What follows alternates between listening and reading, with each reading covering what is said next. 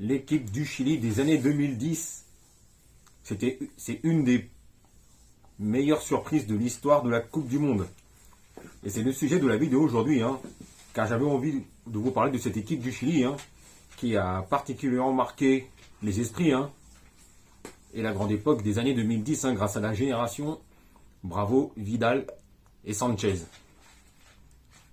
Et j'avais envie de vous en parler cette vidéo, car c'est une équipe qui m'a particulièrement surprise lors des Coupes du Monde 2010 en Afrique du Sud et 2014 au Brésil, où ils ont fait deux bonnes Coupes du Monde. On peut dire ça comme ça. Mais tout d'abord, on revient à la fin des années 90 où le Chili a participé à la Coupe du Monde 98 en France. Et le Chili, et je crois que c'est une des rares équipes à l'avoir fait, et la seule équipe une des seules équipes qui n'a pas gagné un seul match en phase de groupe, à avoir été qualifiée pour les huitièmes de finale par la suite. Je crois que c'est une des seules équipes à l'avoir fait. J'ai vérifié, j'en ai pas trouvé d'autres. Et le Chili, à cette époque-là, avait marqué de nombreuses générations, grâce au duo d'attaque redoutable de la grande époque avec Marcelo Salas et Ivan Zamorano, qui ont marqué cette grande époque du Chili et de la Serie A, notamment, surtout Ivan Zamorano à l'Inter Milan.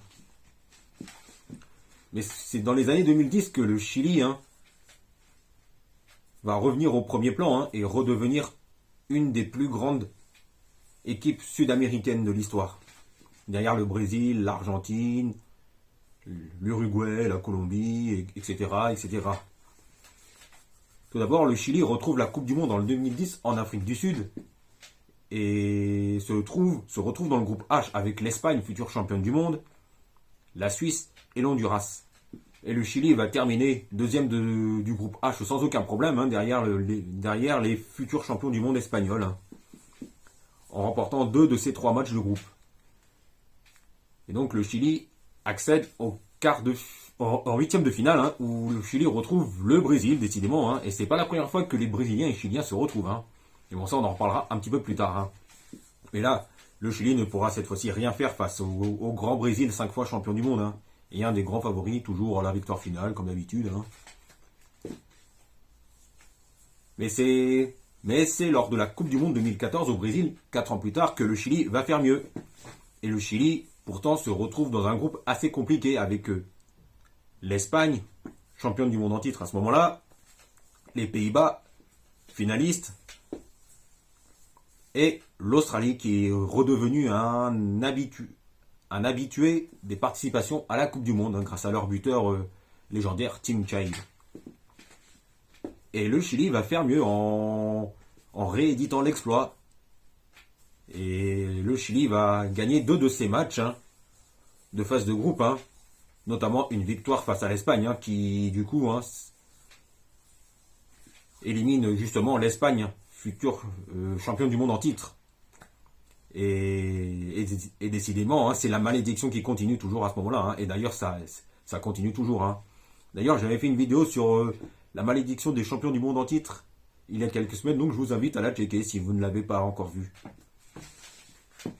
Et dans ce groupe, le Chili terminera encore une fois deuxième, sans aucun problème, derrière les Pays-Bas qui termineront premiers de leur groupe avec 3 victoires, notamment le superbe 5-1 face au champion du monde en titre, l'Espagne, notamment grâce à un but splendide de la tête de Robin van Persie, qui reste pour moi un des meilleurs buts de l'histoire de la Coupe du Monde. Et c'est grâce à la génération Van Persie, Robben, Schneider, etc. etc. Et le Chili est de nouveau qualifié pour les huitièmes de finale et retrouve le Brésil, décidément. Et ce n'est pas la première fois que le Brésil et le Chili se retrouvent en huitièmes de finale, car rappelons qu'en 98, le Brésil avait battu le Chili sans aucun problème, grâce à la génération Rivaldo, Ronaldo, Roberto Carlos, Cafu, Tafarel, Leonardo, etc. etc. Et en 2010, quelques années plus des années plus tard, hein, le Brésil avait sorti le Chili sans aucun problème. Mais là, cette fois-ci, le Brésil, enfin le Chili, je dirais, le Chili tient tête, fait jeu égal avec le Brésil.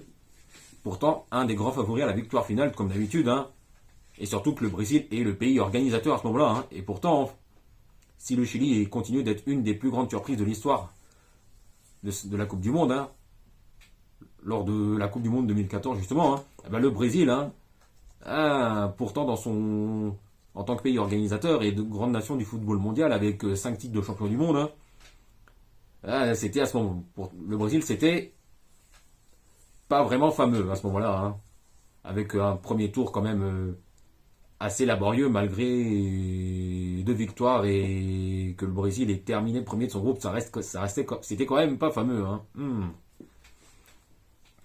Eh bien, le Chili va passer tout près de rééditer l'exploit, car le Chili est tout près de sortir le Brésil dès les huitièmes de finale, hein, notamment en poussant les Brésiliens en prolongation et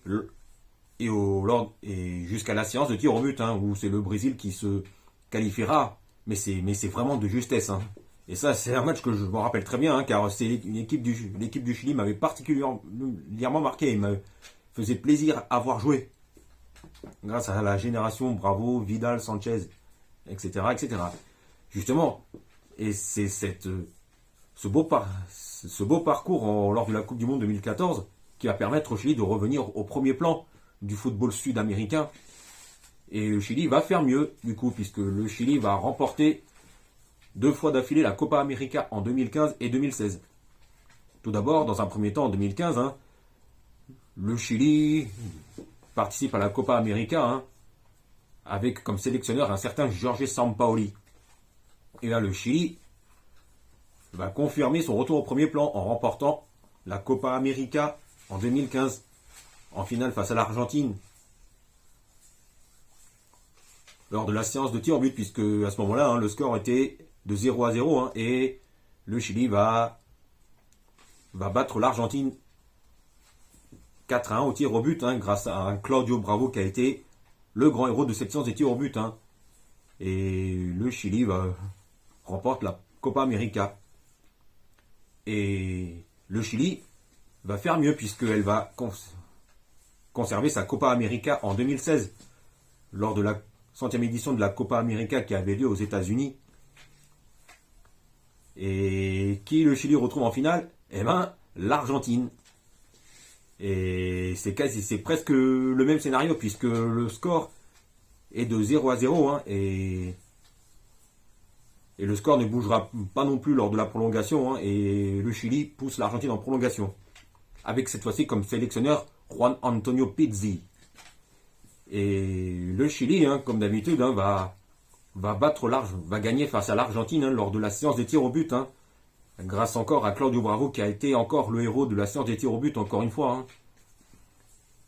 Et c'est grâce à Claudio Bravo que le Chili gagne la Copa América en 2016, et donc pour la 2e fois consécutive.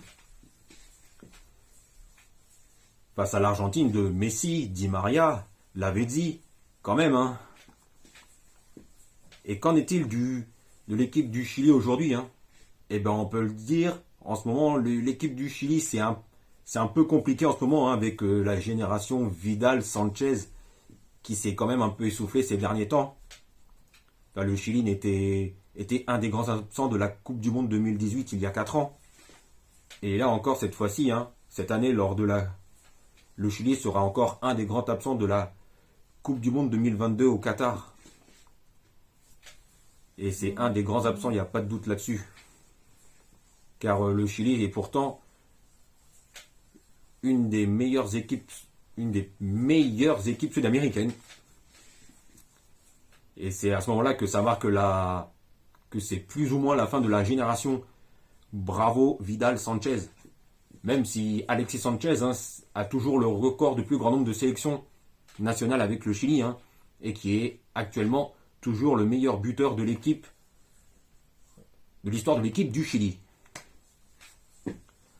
Voilà, c'était un plaisir d'avoir fait cette vidéo. J'avais envie de vous parler de cette équipe du Chili qui m'a qui faisait plaisir à voir jouer, hein, lors des années 2010, hein, lors des Coupes du Monde 2010 en Afrique du Sud et 2014 au Chili, hein, et aussi en remportant la Copa América en 2015 et la Copa América en 2016, 2 fois d'affilée.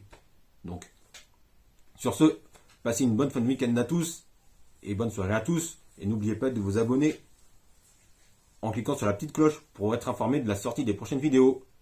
Allez, salut à tous!